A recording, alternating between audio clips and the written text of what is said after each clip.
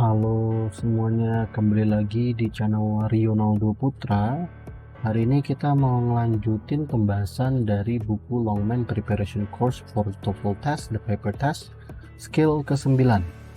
Oke, kita langsung aja. Skill 9, listen for almost negative expressions. Jadi kita harus perhatikan ekspresi yang mengandung makna hampir negatif, ya. Contohnya, were you able to pay the electric bill? I had barely enough money. What does the women imply? Oke, di sini kalau kita perhatikan, ya, di sini kalau kita perhatikan ada yang namanya barely enough money. Ya, barely enough money. Jadi kata-kata barely enough money ini artinya hampir tidak punya cukup uang. Artinya ada, tapi hampir nggak cukup. Maksud dari almost negatif ini, dia hampir tidak ada, tapi hampir tidak ada. Jadi logikanya gini, kita mau beli jam tangan misalnya, harga jam tangannya itu 1.499.000 misalnya gitu ya. Terus kita cuma punya uang 1.500.000. Nah, uang kita ini ada, cukup, tapi hampir tidak cukup. Kenapa? Karena kalau kita kurangin uangnya itu 2.000, kita nggak punya cukup uang buat beli jam tangan itu. Nah, artinya di sini adalah karena dia hampir tidak cukup, kita mampu beli, tapi mungkin tidak punya angsul, atau angsulnya sedikit banget.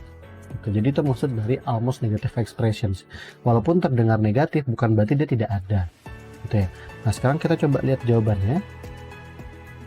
He had plenty of money for the bill. Nah, kalau yang ini nggak mungkin ya, he had plenty of money, karena dia bilang hampir tidak cukup. Sedangkan plenty of money itu adalah banyak uang. Berarti bukan yang ini ya. Ya, bukan yang ini. Kemudian yang B, he did not have enough money for the bill. Ini tidak punya cukup uang. Padahal dia bilang tadi hampir tidak cukup. Ya, hampir tidak punya cukup uang. Berarti cukup. Gitu. Sedangkan di sini tidak punya cukup uang. Oke, yang C, nah yang C ini, he paid the bill but has no money left. Oke, has no money left. Dia membayar tagihannya tapi kemudian dia tidak punya uang sama sekali atau tidak ada sisanya gitu ya. Oke, kita keep dulu jawaban yang C. Yang D, he was unable to pay the bill. Dia tidak mampu membayar tagihannya. Nah, berarti di sini kalau kita lihat yang semakna dengan pembicara kedua adalah yang C.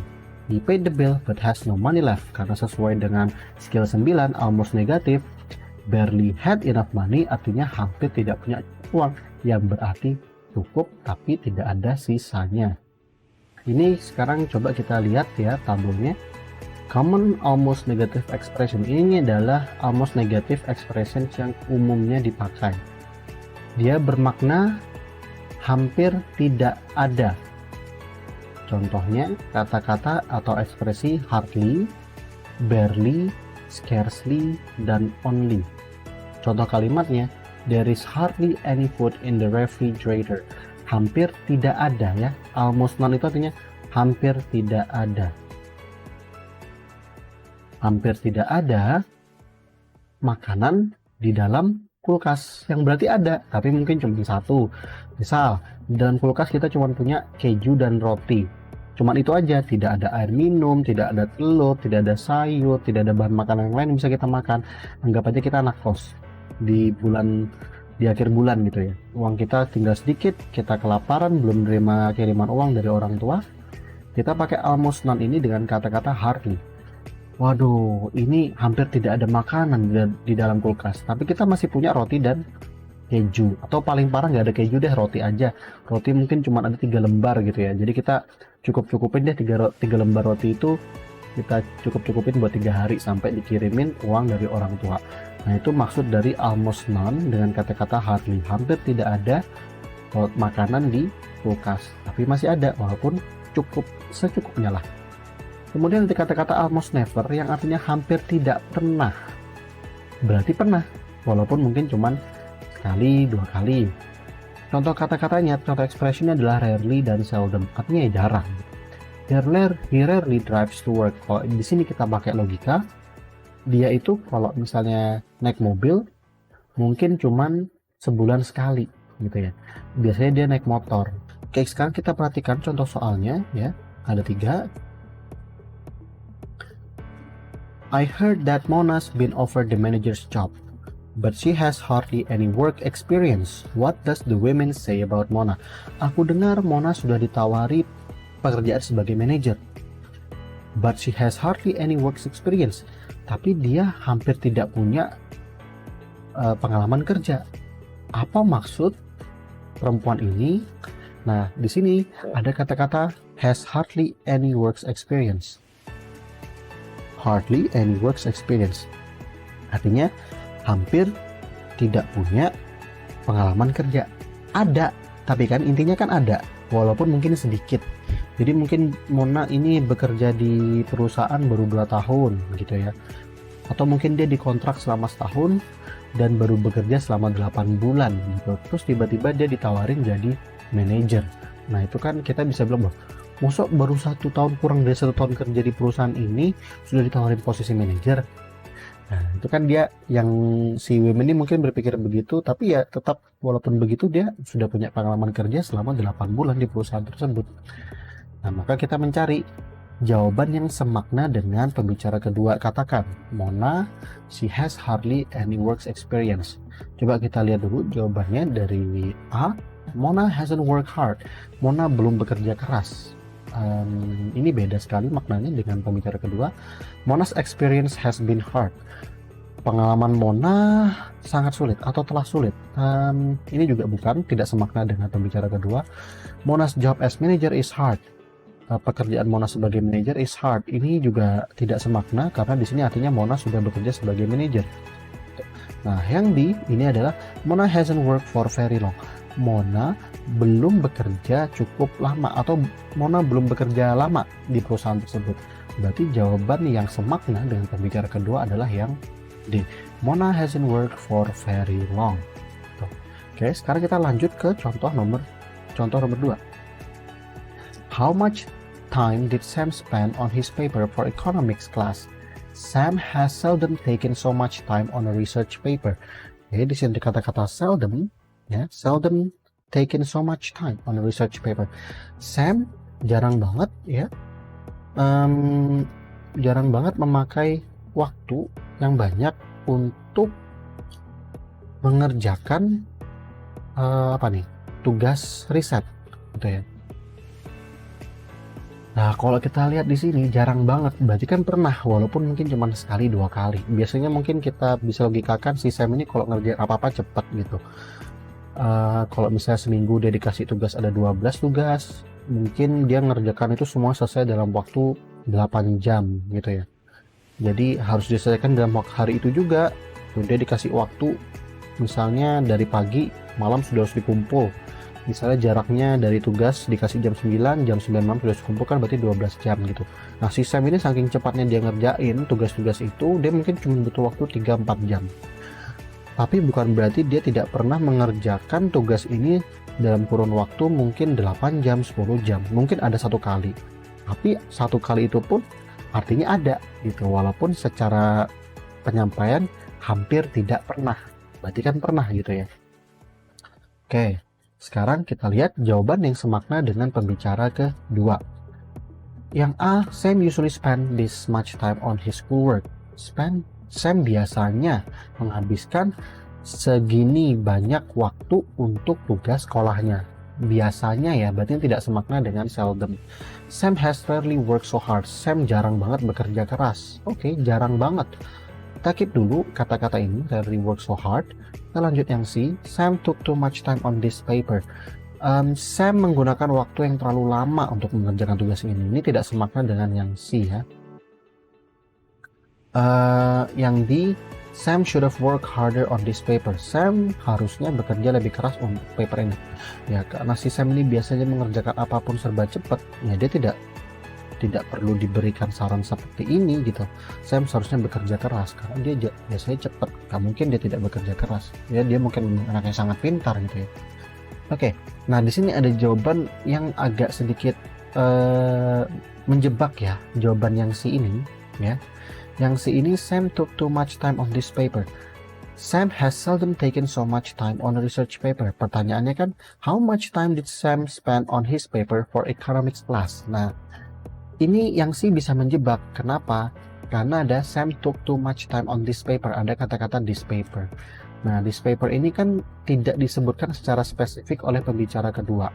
Jadi, secara general, secara umum, pembicara kedua ini ya mengatakan tentang research paper pada umumnya. Tidak spesifik menunjukkan research paper tertentu. Berarti jawaban yang paling cocok dan mendekati adalah yang B, yang satu makna dengan kata-kata Sam has seldom taken so much time on a research paper adalah yang B, Sam has rarely worked so hard. Oke, kita lanjut ke soal ketiga. Does Steve usually park his car there? Only once has he parked his car in that lot. What does the man mean?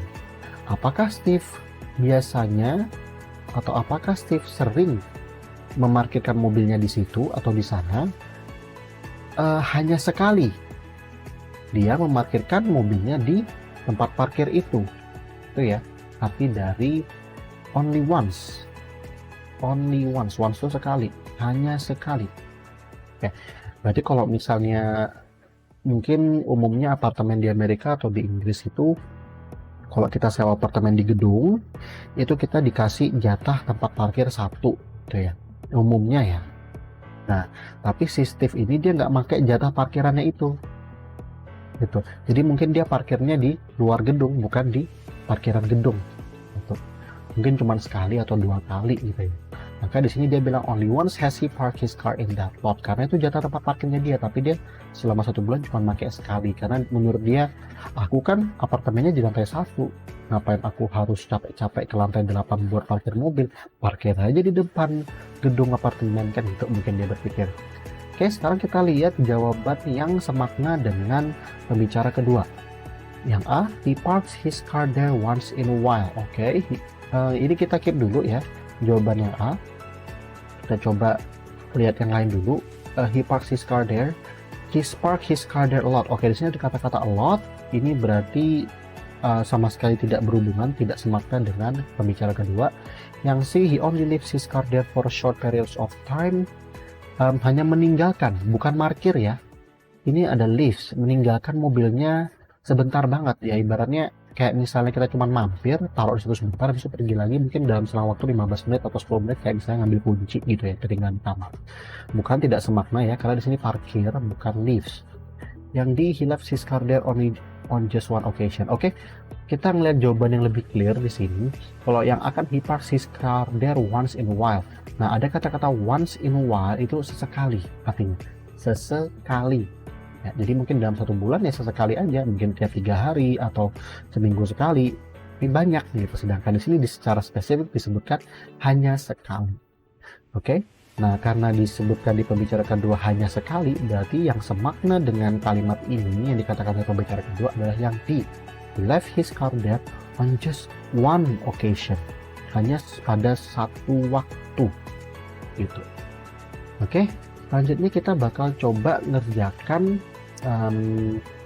exercise-nya ya, listening exercise-nya. Coba perhatikan listening-nya ya. Ini jawabannya. Perhatikan dulu. Number 2. Were all 3 students accepted to the university? Only John was accepted. What does the woman mean? Oke, kita sudah mendengarkan ya file listening-nya. Sekarang coba kita lihat transkripnya. Were all 3 students accepted to the university? Only John was accepted. Apakah ketiga murid tersebut, all 3 students, accepted to the university, diterima di universitas? Wali kelas di SMA ngasih tahu ke guru BK-nya, nanya ke guru BK-nya, itu 3 murid yang mau jadi dokter di Universitas X keterima nggak? Baru guru BK-nya bilang, only John was accepted.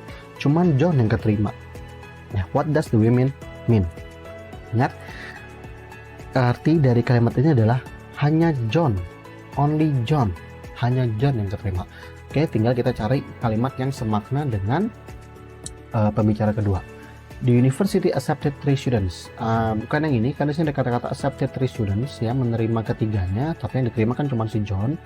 None of the student is going to the university. Tidak satupun ya, none itu tidak satupun. Of the student is going to the university, bukan. John was not accepted. John tidak diterima. Sedangkan yang di, nah di ini, two were not admitted. Dua tidak keterima. Ya, berarti yang semakna karena 3 yang dikirim atau 3 yang mau masuk kuliah, terus cuma 1 yang diterima yaitu John, maka yang jawaban yang benar adalah yang delta ya, yang delta. Karena dia semakna dengan pembicara kedua. Two were not admitted. Ada 2 yang tidak diterima. Oke, sampai di situ dulu untuk pembahasan kita dari buku Longman Preparation Course for the TOEFL Test, Paper Test Skill 9. Listen for almost negative expressions. Kalau kalian suka dengan video ini, jangan lupa klik tombol like dan subscribe. Minta tolong juga untuk dibantu sebarkan ke teman-teman kalian. Sampai ketemu lagi di video Longman Preparation Course for the TOEFL Test Paper Test Skill 10. Bye bye.